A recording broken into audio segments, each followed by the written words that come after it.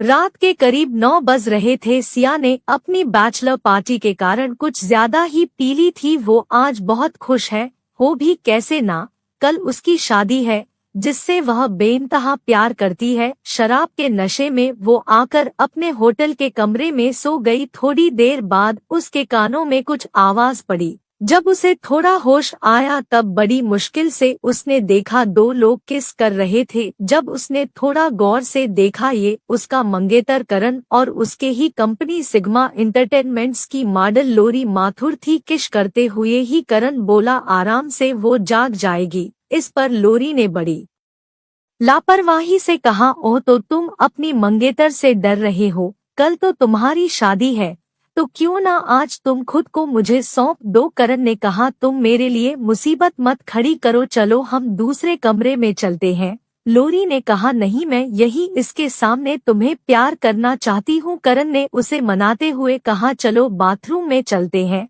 वैसे भी बाथटब तो तुम्हारी फेवरेट जगह है। लोरी ने चिढ़ते हुए कहा, ठीक है, तुम जाके बाथटब भरो, मैं आती हूँ। सिया आंख बंद किए सब सुन रही थी। उसके लाख कोशिश के बाद भी उसके आंसू बह निकले। उसने कभी भी नहीं सोचा था जिससे वो इतना प्यार करती है, वो इस तरह उसका भरोसा तोड़ेगा। उसके लिए खुद को संभाल पाना लगभग नामुमकिन हो रहा था। तभी लोरी ने सिया की ओर देखते हुए बोली, मैं कल तुम्हें शादी नहीं करने दूंगी। वो सिर्फ मेरा है, मैं उसके बच्चे की माँ बनने वाली हूँ। सिया ने कस के अपनी मुट्ठियों को भींच लिया।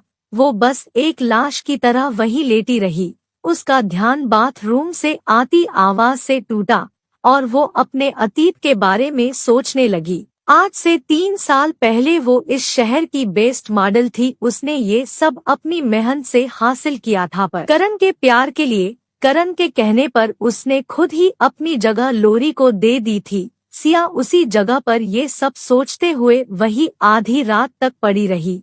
उसे लग रहा था ये सब एक बहुत बुरा सपना है। सुबह जब वो जागेगी तो सब ठीक होगा। लोरी ने होटल जाने से पहले करण से कहा कि उसकी तबीयत कुछ ठीक नहीं है।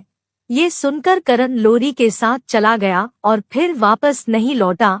अगली सुबह जैसा कि सब तय था, सिया मैरिज रजिस्ट्रार के ऑफिस पहुंची। करण को वहां ना पाकर उसे कॉल लगाया। दूसरी तरफ से करण ने कॉल लिया और बड़ी ही लापरवाही से कहा, लोरी स्टेज पर जख्मी हो गई है, अभी उसे देखना बहुत जरूरी है। शादी हम फिर कभी कर सकते हैं, कल कभी नहीं आता। सिया बस इतना कह पाई। सिया मैरिज रजिस्ट्रार के ऑफिस से निकलने ही वाली थी, तभी उसकी नजर सामने से आते हुए व्यक्ति पर पड़ी।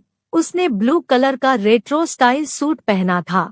उसके कोट पॉकेट में वाइन रेड रुमाल था। कोट की फिटिंग उसके कसरती जिस्म पर बहुत फब रही थी। उसके ब्राउन कलर के जूतों पर सूरज की किरणें चमक रही थी। उसका होना किसी महाराजा के होने का एहसास करा रहा था। उसका तराशा हुआ चेहरा किसी भी लड़की को आकर्षित करने के लिए काफी था। सिया उसे देखते ही पहचान गई। ये एंटरटेनमेंट इंडस्ट्री की सबसे बड़ी कंपनी दी ओबेरॉय के मालिक राजवीर ओबेरॉय है।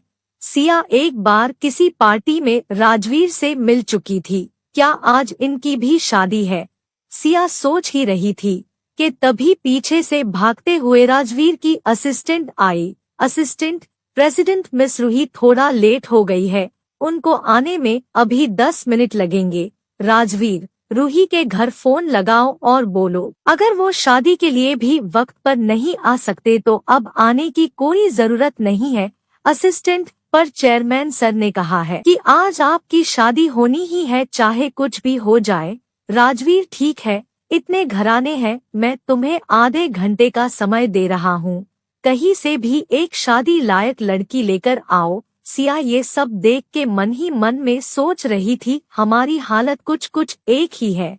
वैसे राजवीर ओबेरॉय का इतना नाम था कि कोई भी लड़की उससे शादी के लिए तैयार हो जाती, मगर इस राजवीर का मकसद अपने बड़ों की बात मानना था जो उसकी शादी के पीछे पड़े थे। दोस्तों, आपको ये कहानी कैसी लगी हमें कमेंट सेक्शन में जरूर बताएं।